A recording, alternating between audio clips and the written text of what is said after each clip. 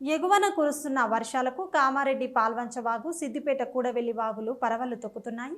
దీనితో ఎగువ మానేరు జలాశయానికి వరద పోటెత్తడంతో క్షణానికి నీటి మట్టం పెరిగి ఎగువ మానేరు జలకళ సంతరించుకోవడంతో రైతుల్లో కొత్త ఆశలు చిగురుస్తున్నాయి. ఎగువ మానేరు పూర్తిస్థాయి సామర్థ్యం సుమారు 2 టీఎంసీలు కాగా ప్రస్తుతం పూర్తిస్థాయి సామర్థ్యానికి చేరుకుంది. పూర్తి స్థాయి నీటి మట్టం 32 అడుగులు కాగా ప్రస్తుతం 29 అడుగులకు చేరుకుంది. ప్రాజెక్టులోకి వరద ఉధృతి ఇలాగే కొనసాగితే ఈరోజు సాయంత్రం లేదా రేపు ఉదయం వరకు అలుగు పోసే అవకాశం ఉందని అధికారులు చెబుతున్నారు. ఎగువ మానేరు నిండితే సాగు త్రాగునీటి సమస్య తీరిపోయి ఈ ప్రాంతం సస్యశ్యామలంగా మారే అవకాశం ఉందని అంటున్నారు రైతులు.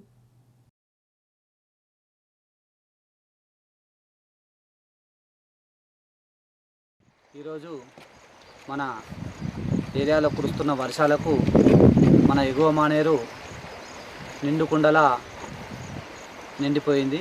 మరి మొన్నటిదాకా ఎల్నినో అని వర్షాలు పడలేవు. మరి ఇప్పుడు ఒకేసారి వర్షాలు పడి ఇంత పెద్ద మొత్తంలో ఈ 2 రోజులనే భారీ నీరు రావడం వల్ల ఈ ఆయకట్టు రైతులంతా, నర్మాల రైతులంతా కూడా అందరూ కూడా సంతోషం వ్యక్తం చేస్తున్నారు. మరి ఈ వర్షాల వల్ల మన ఈ మానేరు ప్రాంతంలో మా నర్మాల గ్రామంలోనే ఒక 200 నుంచి 300 ఎకరాల సాగు విస్తీర్ణం కూడా పెరిగింది.